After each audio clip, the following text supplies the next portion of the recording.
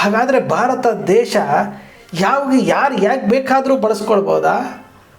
ಈ ದೇಶದ ಪ್ರಧಾನಮಂತ್ರಿಗಳಿಗೆ ನಾನು ಏನು ಮಾತನಾಡ್ತಾ ಇದ್ದೀನಿ ಅನ್ನೋದೇ ಗೊತ್ತಾಗ್ತಾ ಇಲ್ವಾ? ನಗೆಪಾಟ್ಲಿಗೆ ಯಾಕೆ ಈಡು ಮಾಡ್ತಾ ಇದ್ದಾರೆ? ಅವರಿಗೆ ಗೊತ್ತಾಗೋದಿಲ್ಲ. ವಿದೇಶಗಳಿಗೆ ಹೋದಾಗ ಪ್ರೆಸ್ ಮೀಟ್ಗಳಾಗಿರ್ಬೋದು, ಭಾಷಣಗಳು ಗೊತ್ತಾಗೋದಿಲ್ಲ.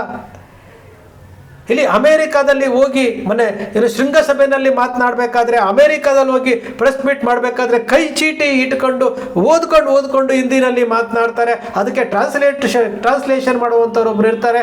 ಮತ್ತೊಂದು ಭಾರತ ದೇಶದಲ್ಲಿ ಹಿಂದಿ ಭಾಷಣ ಮಾಡಬೇಕಾದ್ರೆ ಟೆಲಿಪ್ರಾಂಪ್ಟರ್ನ ಇಟ್ಕೊಂಡು ಭಾಷಣ ಮಾಡುವಂತಹ ನಮ್ಮ ಪ್ರಧಾನಮಂತ್ರಿಗಳಿಗೆ ನನಗೆ ಗೊತ್ತಾಗ್ತಾ ಇಲ್ಲ, ನಾನು ಯಾಕೆ ಕುರ್ಚಿ ಮೇಲೆ ಇರಬೇಕು ಅನ್ನೋದು ಅನ್ನಿಸ್ತಾ ಇಲ್ವಾ? ಇಷ್ಟೊಂದು ತಪ್ಪುಗಳು, ಇಷ್ಟೊಂದು ವಿಚಾರಗಳನ್ನು ಇಟ್ಕೊಂಡು ಯಾತಕ್ಕೆ ಈ ರೀತಿ ಮುಜುಗರಕ್ಕೆ ಒಳಪಡ್ತಾ ಇದ್ದಾರೆ ಗೊತ್ತಾಗ್ತಾ ಇಲ್ಲ. ಇಷ್ಟು ಮುಜುಗರಕ್ಕೆ ಯಾಕೆ ಒಳಪಡಿಸ್ತಾ ಇದ್ದಾರೆ ಗೊತ್ತಾಗ್ತಾ ಇಲ್ಲ. 2+6 = 8, 1+7 = 8 ಯಾರಾದರೂ ಕೇಳಿದ್ರಾ? ಇಲ್ಲಿ ಬರ್ಕೊಡುವಂಥವ್ರು ಎಂಥವರು? ಇವರಿಗೆ ಸ್ಕ್ರಿಪ್ಟ್ ಕೊಡುವಂಥವ್ರು ಎಂಥವರು? ನಮ್ಮ ದೇಶದ ಪ್ರಧಾನಮಂತ್ರಿಗಳು ಗ್ರೇಟ್ ಅಲ್ವಾ?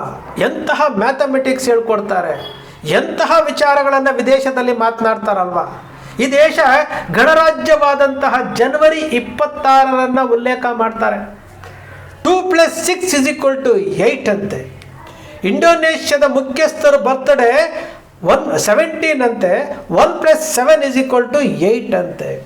ಅಂದರೆ ಯಾರನ್ನ ಖುಷಿ ಪಡಿಸೋದಕ್ಕೋಸ್ಕರವಾಗಿ, ಅಲ್ಲಿನ ಮುಖ್ಯಸ್ಥರನ್ನು ಖುಷಿಪಡಿಸೋದಕ್ಕೋಸ್ಕರವಾಗಿ ಈ ದೇಶದ ಗಣರಾಜ್ಯವಾದ ದಿನವನ್ನು ಇವರು ಉಲ್ಲೇಖ ಮಾಡ್ತಾರೆ ಅಂತಂದರೆ, ಹಾಗಾದರೆ ಭಾರತ ದೇಶ ಯಾರು ಯಾಕೆ ಬೇಕಾದರೂ ಬಳಸ್ಕೊಳ್ಬೋದಾ? ಈ ದೇಶದ ಪ್ರಧಾನಮಂತ್ರಿಗಳಿಗೆ ನಾನು ಏನು ಮಾತನಾಡ್ತಾ ಇದ್ದೀನಿ ಅನ್ನೋದೇ ಗೊತ್ತಾಗ್ತಾ ಇಲ್ವಾ? ನಗೆಪಾಟ್ಲಿಗೆ ಯಾಕೆ ಈಡು ಮಾಡ್ತಾ ಇದ್ದಾರೆ? ಅವರಿಗೆ ಗೊತ್ತಾಗೋದಿಲ್ಲ. ವಿದೇಶಗಳಿಗೆ ಹೋದಾಗ ಪ್ರೆಸ್ ಮೀಟ್ಗಳಾಗಿರ್ಬೋದು, ಭಾಷಣಗಳು ಗೊತ್ತಾಗೋದಿಲ್ಲ. ಇಲ್ಲಿ ಅಮೇರಿಕಾದಲ್ಲಿ ಹೋಗಿ ಶೃಂಗಸಭೆಯಲ್ಲಿ ಮಾತನಾಡಬೇಕಾದ್ರೆ, ಅಮೇರಿಕಾದಲ್ಲಿ ಹೋಗಿ ಪ್ರೆಸ್ ಮೀಟ್ ಮಾಡಬೇಕಾದ್ರೆ ಕೈ ಚೀಟಿ ಇಟ್ಕೊಂಡು ಓದ್ಕೊಂಡು ಹಿಂದಿನಲ್ಲಿ ಮಾತನಾಡ್ತಾರೆ. ಅದಕ್ಕೆ ಟ್ರಾನ್ಸ್ಲೇಷನ್ ಮಾಡುವಂಥವ್ರು ಒಬ್ರು ಇರ್ತಾರೆ. ಮತ್ತೊಂದು ಭಾರತ ದೇಶದಲ್ಲಿ ಹಿಂದಿ ಭಾಷಣ ಮಾಡಬೇಕಾದ್ರೆ ಟೆಲಿಪ್ರಾಂಪ್ಟರ್ನ ಇಟ್ಕೊಂಡು ಭಾಷಣ ಮಾಡುವಂತಹ ನಮ್ಮ ಪ್ರಧಾನಮಂತ್ರಿಗಳಿಗೆ ನನಗೆ ಗೊತ್ತಾಗ್ತಾ ಇಲ್ಲ, ನಾನು ಯಾಕೆ ಕುರ್ಚಿ ಮೇಲೆ ಇರಬೇಕು ಅನ್ನೋದು ಅನ್ನಿಸ್ತಾ ಇಲ್ವಾ? ಇಷ್ಟೊಂದು ತಪ್ಪುಗಳು, ಇಷ್ಟೊಂದು ವಿಚಾರಗಳನ್ನು ಇಟ್ಕೊಂಡು ಯಾತಕ್ಕೆ ಈ ರೀತಿ ಮುಜುಗರಕ್ಕೆ ಒಳಪಡ್ತಾ ಇದ್ದಾರೆ ಗೊತ್ತಾಗ್ತಾ ಇಲ್ಲ. ಇಷ್ಟು ಮುಜುಗರಕ್ಕೆ ಯಾಕೆ ಒಳಪಡಿಸ್ತಾ ಇದ್ದಾರೆ ಗೊತ್ತಾಗ್ತಾ ಇಲ್ಲ. 2+6 = 8, 1+7 = 8 ಯಾರಾದರೂ ಕೇಳಿದ್ರಾ? ಈ ದೇಶದ ಪ್ರಧಾನಮಂತ್ರಿಗಳಿಗೆ ಈ ರೀತಿ ಉಲ್ಲೇಖ ಮಾಡಿ ಅಂತ ಕೇಳಿದ್ರಾ? ಅದು ಇಂಡೋನೇಷ್ಯಾ ಅಂತ ಒಂದು ಸಣ್ಣ ರಾಷ್ಟ್ರದ ವಿಚಾರ ಮಾತನಾಡಬೇಕಾದ್ರೆ ಯಾತಕ್ಕೆ ಬೇಕು? ಇಲ್ಲಿ ಬರ್ಕೊಡುವಂಥವ್ರು ಎಂಥವರು? ಇವರಿಗೆ ಸ್ಕ್ರಿಪ್ಟ್ ಕೊಡುವಂಥವ್ರು ಎಂಥವರು? ಅಂದರೆ ಈ ದೇಶದ ಬಗ್ಗೆ ಕಾಳಜಿ ಇಲ್ಲ, ಈ ದೇಶದ ಘನತೆ ಗೌರವದ ಬಗ್ಗೆ ಕಾಳಜಿ ಇಲ್ವಾ? ಯಾರು ಮಾತಾಡೋದಿಲ್ರಿ. ಅಂಧ ಭಕ್ತರು, ಕುರುಡು ಭಕ್ತರುಗಳು ಈ ದೇಶದ ವ್ಯವಸ್ಥೆಯನ್ನು ಹಾಳು ಮಾಡ್ತಾ ಇದ್ದಾರಲ್ಲ. ಪ್ರಶ್ನೆ ಮಾಡಬೇಕಾದಂಥವರು ಯಾರು ಪ್ರಶ್ನೆ ಮಾಡೋದಕ್ಕೆ ಮುಂದಾಗ್ತಾ ಇಲ್ವಲ್ಲ. ಎಷ್ಟೊಂದು ರೀ. ಹಿಂದೆ ನರೇಂದ್ರ ಮೋದಿಯವರು ಅಮೇರಿಕಾಗೆ ಹೋದಾಗ ಬೈಡನ್ ಪ್ರಧಾನಮಂತ್ರಿ ಆಗಿರ್ತಾರೆ, ಅದಾದಮೇಲೆ ಟ್ರಂಪ್ ಪ್ರಧಾನಮಂತ್ರಿ ಆಗ್ತಾರೆ. ಅವರಿಬ್ಬರ ವಿಚಾರದಲ್ಲೂ ಸಹ ನರೇಂದ್ರ ಮೋದಿಯವರು ಯಾವ ರೀತಿ ಮುಜುಗರಕ್ಕೆ ಒಳಪಟ್ಟಿದ್ರು ಅನ್ನೋ ವಿಚಾರವನ್ನು ಬೈಡನ್ ಅವರು ನೇರವಾಗಿ ಹೇಳ್ತಾರೆ ನರೇಂದ್ರ ಮೋದಿಯವರಿಗೆ. ಟ್ರಂಪ್ ಅವರು ನೇರವಾಗಿ ಆ ಪತ್ರಿಕಾಗೋಷ್ಠಿನಲ್ಲಿ ಹೇಳ್ತಾರೆ. ಎಲ್ಲವನ್ನೂ ಸಹ ಇಡೀ ಭಾರತ ನೋಡಿದ, ಜಗತ್ತು ನೋಡಿದೆ ರೀ. ಆ ಶೃಂಗಸಭೆಯಲ್ಲಿ ಆಗಿದ್ದಂಥ ವಿಚಾರ ಟ್ರೋಲ್ ಮಾಡ್ತಾ ಇರುವಂತ ನೋಡಿದ್ದೀವಿ. ನರೇಂದ್ರ ಮೋದಿಯವರು ವಿದೇಶಗಳಿಗೆ ಹೋದಾಗ ಯಾವ ರೀತಿ ನಡ್ಕೊಳ್ತಾರೆ ಅನ್ನೋದನ್ನ ನಮ್ಮ ದೇಶ ಬಿಟ್ಟು ಹೊರಗಡೆ ದೇಶದವರು ಟ್ರೋಲ್ ಮಾಡ್ತಾ ಇದ್ದಾರೆ ಅಂತಂದಾಗ ನಾವು ಯಾವ ರೀತಿ ಅರ್ಥೈಸ್ಕೊಳ್ಬೇಕು? ಯಾವ ರೀತಿ ನಾವು ಅರ್ಥೈಸ್ಕೊಳ್ಬೇಕು? ಈ ದೇಶದ ಮರ್ಯಾದೆ ಈ ರೀತಿ ಹೋಗ್ತಾ ಇದೆ ಅಂತನಾ? ಕೊನೆಯ ಪಕ್ಷ ನಾವು ಈ ಸ್ಥಾನದಲ್ಲಿ ನನಗೆ ಆಗ್ತಾ ಇಲ್ಲ, ನಾನು ಬಿಟ್ಕೊಡ್ಬೇಕು ಅಂತಾದರೂ ಅನ್ನಿಸ್ಬೇಕಲ್ಲ ಅವ್ರಿಗೆ. ಅನ್ನಿಸ್ತಾ ಇಲ್ಲ. ಪ್ರಶ್ನೆ ಮಾಡಬೇಕಾದಂತಹ ಮಾಧ್ಯಮಗಳು ಮಾರಿಕೊಂಡಾಗೋಗಿದೆ. ಪ್ರಶ್ನೆ ಮಾಡಬೇಕಾದಂತಹ ಮಾಧ್ಯಮಗಳಿಗೆ ಇವತ್ತು ನಾವು ಏನು ಮಾಡಬೇಕು ಅನ್ನೋ ಸ್ವತಂತ್ರ ಇಲ್ಲ ಅವರಿಗೆ. ಸ್ವತಂತ್ರವನ್ನು ಭಾರತೀಯ ಜನತಾ ಪಕ್ಷದವರಿಗೆ ಕೊಟ್ಟುಬಿಟ್ಟಿದ್ದಾರೆ. ಈ ದೇಶದ ಪ್ರಜೆಗಳು ಪ್ರಶ್ನೆ ಮಾಡಬೇಕು ಅಂತಂದರೆ ಅವರಿಗೆ ಮಾರ್ಗ ಇಲ್ಲ.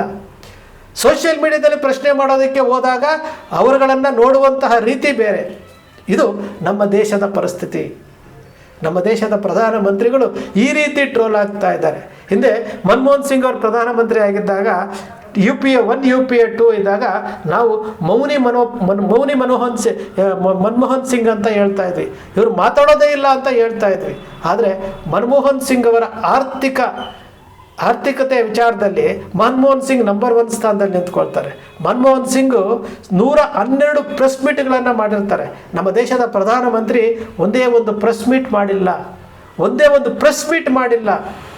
ಪ್ರೆಸ್ ಮೀಟ್ ಮಾಡದೇ ಇರುವಂಥ ವಿಚಾರಕ್ಕೆ ಇವತ್ತು ಇಂಡೋನೇಷ್ಯಾದಂತಹ ಸಣ್ಣ ರಾಷ್ಟ್ರಗಳ ಮುಂದೆ ಇವತ್ತು ಗಣರಾಜ್ಯೋತ್ಸವ ದಿನವನ್ನು ಉಲ್ಲೇಖ ಮಾಡ್ತಾರೆ. ಅದು ಖಂಡಿತವಾಗ್ಲೂ ನರೇಂದ್ರ ಮೋದಿ ಅವರು ಮಾತನಾಡಿರುವಂಥ ವಿಚಾರ ಅಲ್ಲ. ಇಲ್ಲಿ ಸ್ಕ್ರಿಪ್ಟ್ ಬರ್ಕೊಡ್ತಾರಲ್ಲ ಇವರುಗಳ ಏನೋ ಒಂದು ರೀತಿಯ ಕಾಮಿಡಿ ಆಗಿರಲಿ ಅಂತ ಹೇಳ್ಬಿಟ್ಟು ಈ ಕೆಲಸ ಮಾಡಿದ್ದಾರೆ. ಬೇಕಾಗಿತ್ತಾ ಇದು?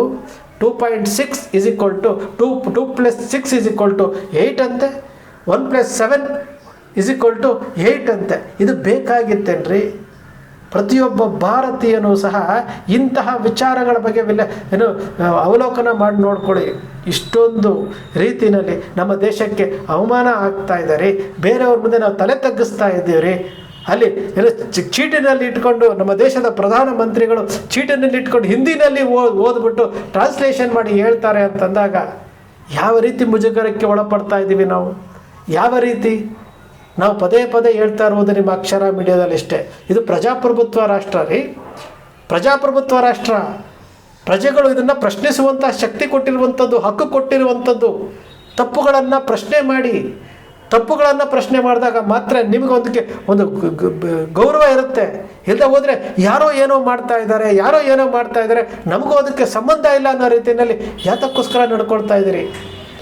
ಸ್ನೇಹಿತರೆ, ನಾವು ಇವತ್ತಿನಿಂದ ಅಲ್ಲ, ನಿಮ್ಮ ಅಕ್ಷರ ಮೀಡಿಯಾ ಪ್ರಾರಂಭ ಆದಾಗಲಿಂದಲೂ ತಪ್ಪುಗಳ ಬಗ್ಗೆ ಹೇಳ್ಕೊತಾನೆ ಬರ್ತಾ ಇದ್ದೀವಿ.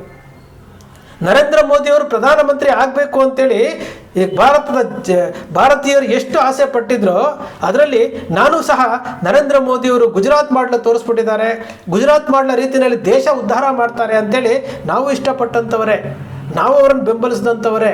ಆದರೆ ನರೇಂದ್ರ ಮೋದಿಯವರು ಹೇಳಿದ್ದಂಥ ಅಷ್ಟೂ ಸುಳ್ಳುಗಳು ಕಾಲಕ್ರಮೇಣ ಬಯಲಾಗ್ತಾ ಹೋಗ್ತಾ ಇದ್ದ ಹಾಗೆ ಕಪ್ಪು ಹಣದ ಬಗ್ಗೆ ಇರ್ಬೋದು, ಡೊಲರಾ ಸಿಟಿ ಇರ್ಬೋದು, ಗಿಫ್ಟ್ ಸಿಟಿ ಇರ್ಬೋದು, ಡಿಜಿಟಲ್ ಇಂಡಿಯಾ ಇರ್ಬೋದು, ಮೇಕ್ ಇನ್ ಇಂಡಿಯಾ ಇರ್ಬೋದು, ಮತ್ತು ಅದು ಸ್ವಚ್ಛ ಭಾರತ್ ಅಭಿಯಾನ ಇರ್ಬೋದು, ಇನ್ನು ಸಂಸದರ ಆದರ್ಶ ಯೋಜನೆ ಇರ್ಬೋದು, ಎಲ್ಲವೂ ಸಹ ಫೇಲ್ ಆದಾಗ ಅನಿವಾರ್ಯವಾಗಿ ನಾವು ಸಹ ಇಂಥವ್ರನ್ನ ನಾವು ಬೆಂಬಲಿಸಿದ್ವಲ್ಲ, ಇದು ತಪ್ಪು. ಬೆಂಬಲಿಸಿದ ಮಾತ್ರಕ್ಕೆ ಪ್ರಶ್ನೆ ಮಾಡಬಾರ್ದು ಅಂತೇನಿಲ್ಲ, ಅದನ್ನು ನಾವು ಪ್ರಶ್ನೆ ಮಾಡ್ತಾನೇ ಇದ್ದೀವಿ. ಯಾತಕ್ಕೆಂದರೆ ನಮಗೆ ದೇಶ ಮುಖ್ಯ, ವ್ಯಕ್ತಿ ಅಲ್ಲ. ದೇಶ ಅಭಿವೃದ್ಧಿ ಆಗುತ್ತೆ ಅನ್ನೋ ಕಾರಣಕ್ಕೋಸ್ಕರವಾಗಿ ನರೇಂದ್ರ ಮೋದಿ ಅವರನ್ನು ನಾವು ಬೆಂಬಲಿಸಿದ್ದು. ಈ ದೇಶ ವಿಶ್ವದಲ್ಲಿ ಅತಿ ಎತ್ತರ ಸ್ಥಾನಕ್ಕೆ ಹೋಗುತ್ತೆ ಅಂತೇಳಿ ನಾವು ನರೇಂದ್ರ ಮೋದಿ ಅವ್ರನ್ನ ಬೆಂಬಲಿಸಿದ್ದು. ಇವತ್ತು ನರೇಂದ್ರ ಮೋದಿಯವರು ವಿದೇಶಗಳಲ್ಲಿ ನಗೆಪಾಟ್ಲಿಗೆ ಈಡಾಗ್ತಾ ಇದ್ದಾರೆ ಅಂತಂದಾಗ ಅದನ್ನು ನೋಡಿ ಬೇಸರ ಆಗೋದು ನಮ್ಮ ಪ್ರತಿಯೊಬ್ಬ ಭಾರತೀಯನಿಗೂ ಬೇಸರ ಆಗುತ್ತೆ. ಪ್ರಶ್ನಿಸಬೇಕಾದಂತಹ ಅನಿವಾರ್ಯತೆ ಇದೆ. ಪ್ರತಿಯೊಬ್ಬ ಭಾರತೀಯನಿಗೂ ಈ ಪ್ರಶ್ನೆ ಮಾಡಬೇಕಾದಂತಹ ಅನಿವಾರ್ಯತೆ ಇದೆ. ಸಾಕು ಅಂತ ಹೇಳುವಂತಹ ಪರಿಸ್ಥಿತಿಗೆ ಬಂದಿದ್ದೀವಿ. ಸಾಕು. ಇಲ್ಲಿ ದೇಶದ ಮರ್ಯಾದೆ ಹೋಗೋದು ಒಂದೇ, ಭಾರತೀಯಲ್ಲಿರುವಂಥ ಪ್ರತಿಯೊಬ್ಬನ ಮರ್ಯಾದೆ ಹೋಗೋದು ಒಂದೇ. ಈ ದೇಶ ಸಮೃದ್ಧವಾದಂತಹ ದೇಶ, ಸಂಪನ್ಮೂಲಗಳಿರುವಂತಹ ದೇಶ, ಸ್ವತಂತ್ರಕ್ಕೋಸ್ಕರವಾಗಿ ಲಕ್ಷಾಂತರ ಜನ ಬಲಿದಾನವಾಗಿರುವಂತಹ ದೇಶ. ಇಂತಹ ದೇಶವನ್ನು ನಾವು ವಿದೇಶಗಳಲ್ಲೇ ಹೋಗಿ ಅಲ್ಲಿ ತಲೆ ತಗ್ಗಿಸುವಂತಹ ಕೆಲಸ, ಟ್ರೋಲ್ಗಳಿಗಾಗುವಂತಹ ಕೆಲಸ, ನಗೆಪಾಟ್ಲಿಗೆ ಈಡಾಗುವಂಥ ಕೆಲಸಗಳಾದಾಗ ನಿಜಕ್ಕೂ ಪ್ರತಿಯೊಬ್ಬ ಭಾರತೀಯನಿಗೂ, ಪ್ರಾಮಾಣಿಕ ಭಾರತೀಯನಿಗೂ ಬೇಸರ ಆಗುತ್ತೆ, ನೋವಾಗುತ್ತೆ. ಎಲ್ಲಿವರೆಗೂ ಈ ದೇಶವನ್ನು ಕಾಪಾಡಬೇಕಾದಂತಹ ಪ್ರಜೆಗಳು ಎಚ್ಚೆತ್ಕೊಳ್ಳೋವರೆಗೂ, ಮಾಧ್ಯಮಗಳು ಪ್ರಶ್ನೆ ಮಾಡೋವರೆಗೂ, ಮಾರಿಕೊಂಡ ಮಾಧ್ಯಮಗಳು ಯಾವತ್ತಿಗೂ ಪ್ರಶ್ನೆ ಮಾಡಲ್ಲ ಅಂತೇಳಿ ಗೊತ್ತಾಗಿದೆ. ಗೋಧಿ ಮೀಡಿಯಾಗಳ ಸಾಲಿಗೆ ಈಗಾಗಲೇ ಅವರನ್ನು ಇಟ್ಟೆ ಆಗೋಗಿದೆ. ಕೊನೆಯ ಪಕ್ಷ ಭಾರತದಲ್ಲಿರುವಂತಹ ಪ್ರಜ್ಞಾವಂತ ನಾಗರಿಕರಾದರೂ ಇದರ ಬಗ್ಗೆ ಪ್ರಶ್ನೆ ಮಾಡಲಿ ಅನ್ನೋ ಒಂದೇ ಒಂದು ಕಾರಣಕ್ಕೋಸ್ಕರವಾಗಿ ನಿಮ್ಮ ಅಕ್ಷರ ಮೀಡಿಯಾದಲ್ಲಿ ಈ ವಿಚಾರಗಳನ್ನು ನಾವು ಮಾತನಾಡ್ತಾ ಇರ್ತೀವಿ. ಅಕ್ಷರ ಮೀಡಿಯಾ ಸೃಷ್ಟಿ ಮಾಡೋದಿಲ್ಲ, ಕಲ್ಪನೆ ಮಾಡೋದಿಲ್ಲ, ವಾಸ್ತವದ ವಿಚಾರವನ್ನು ವಿಶ್ಲೇಷಣೆ ಮಾಡುತ್ತೆ. ಅಕ್ಷರ ಮೀಡಿಯಾದ ವಿಶ್ಲೇಷಣೆ ನಿಮ್ಗೆ ಇಷ್ಟ ಆಯಿತು ಅಂದರೆ ಸಬ್ಸ್ಕ್ರೈಬ್ ಆಗಲಿಲ್ಲ ಅಂದರೆ ಸಬ್ಸ್ಕ್ರೈಬ್ ಮಾಡ್ಕೊಳ್ಳಿ. ಪಕ್ಕದಲ್ಲಿ ಕಾಣುವಂಥ ಬೆಲ್ ಐಕಾನ್ ಪ್ರೆಸ್ ಮಾಡಿ, ಶೇರ್ ಮಾಡಿ, ಪ್ರೋತ್ಸಾಹ ನೀಡಿ.